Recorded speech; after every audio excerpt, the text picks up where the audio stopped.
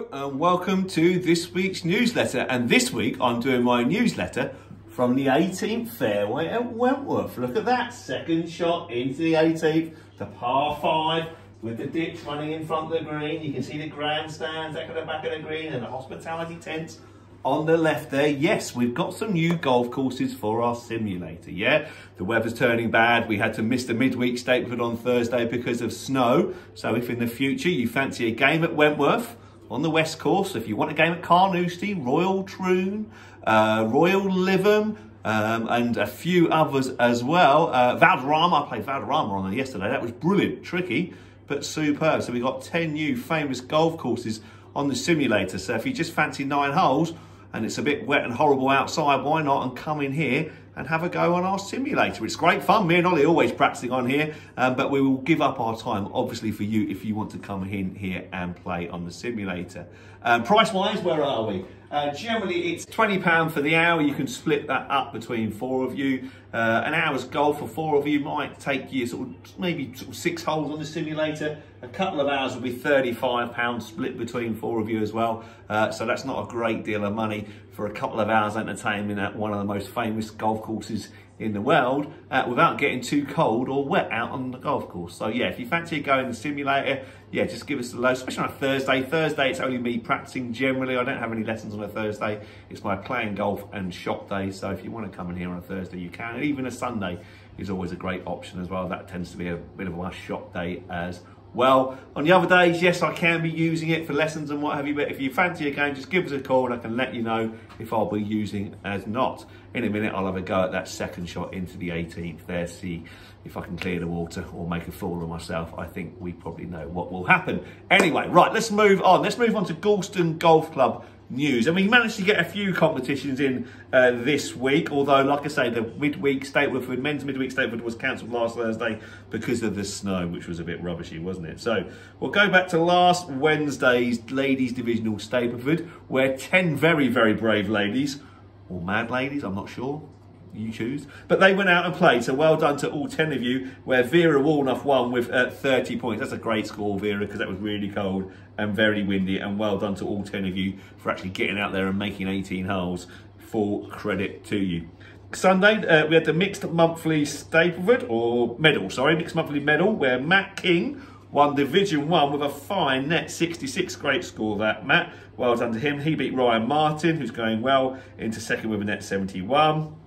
In Division 2, Graham Milan won with a net 70, beating Steve Hurd, Andy Ingham and Keith Wright into second, third and fourth on countback respectively, 73s.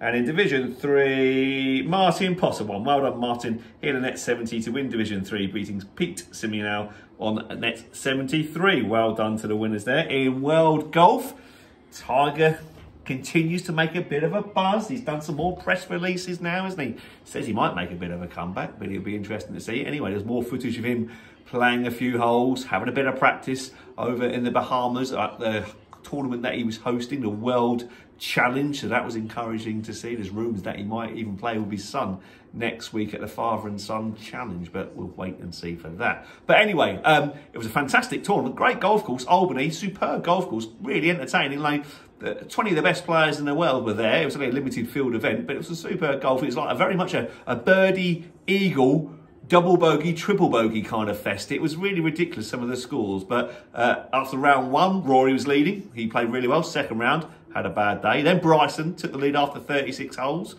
We all thought he was going to cruise to victory. He had a bad day. And then Colin Morikawa led after 3 rounds, had a 5-shot lead. Best player in the world. If he wins, he goes to world number 1. He must surely win. No, he threw it away. He lost 2 balls in the round of the golf. You know, he probably hasn't lost 2 balls all year in a round of golf. So yeah, Colin Morikawa lost. And that Victor Hovland, the young Norwegian, managed to sneak through and win. But it was a cracking golf course, and Victor Hovland, I think it was 17 out of the world's top 20 were there, so it was a great win to have, even if it's a limited field attack. But Victor Hovland, the Norwegian lad, he won, and that was really, really great to see.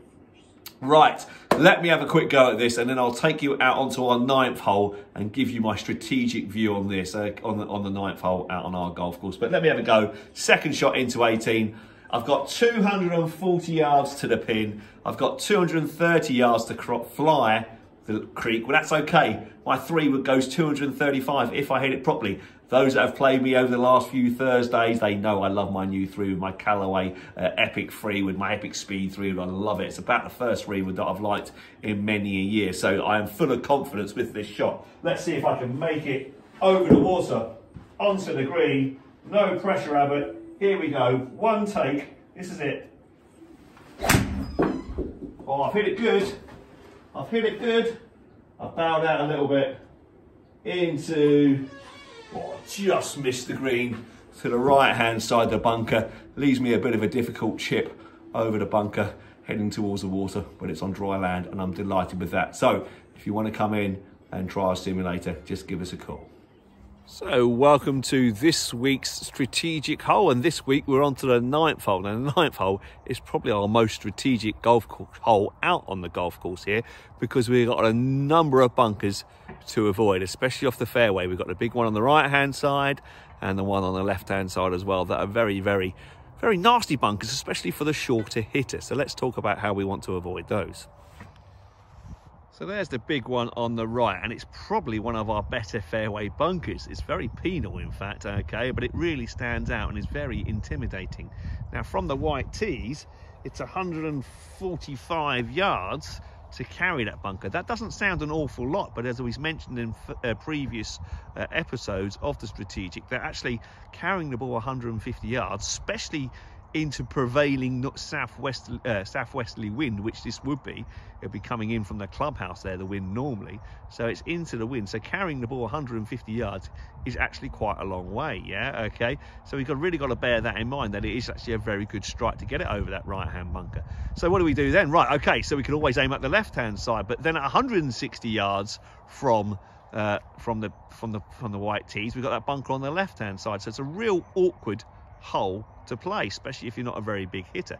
Now for me, I just hit 2-iron, 4-iron up there, laying it to my comfortable distance, which is about 90 yards, okay? If I'm feeling confident and there's not much wind about, then I might go with driver and try and knock it on the green, because if it doesn't go in the green, chances are it's going to finish in one of those fairway bunkers. But by taking driver, it does bring those bushes on the left-hand side into play, plus the fact the out of bounds on the right-hand side, nothing to stop it now, also comes very much into the play. So I have to be supremely confident, and it will be supremely aggressive, which is not normally my nature in my golf, to go with driver. So normally I would lay it up, I would hit it about 200 yards down there, lay it up to about 90 yards and tackle the second shot from there. But for you shorter hitters, what do we do? Well, I would be thinking, right, okay, I'm going to aim down the left-hand side to take that right-hand bunker out of my play, and I'll be maybe laying up short of that cross bunker there at about 150 yards. So maybe I'll be looking to hit a shot 150 yards to stay out the bunkers, which will probably leave me about 150 yards into the green. Let's go ahead and let's take a look at that option. Okay, so here's the 150 yard spot. There's the bunker on the right hand side, so we can always stay short of that. Well, my preferred option would be to maybe hit it, ideally, to about here, which is about 160 off the tee, 155 yards off the tee, yeah, okay. You've missed that bunker there, you're over here short. Okay, from there it leaves, well, I don't know, 140 yards into the hole. Okay, it's a difficult second shot because you've got to thread it through that very small gap, or you can stay short of the bunkers and try and chip it over, or if you don't mind bunker shots, actually accept that it's probably going to go into one of the bunkers, and actually if you're a good bunker shot, it shouldn't matter too much. Anyway, if you walk off with this hole with a 5, then that's job done. So yeah, strategically you could play to here, or if you're confident with the driver or anything else, yes, try and take it over the bunkers and try and take the bunkers out of play. Okay, that's your best options.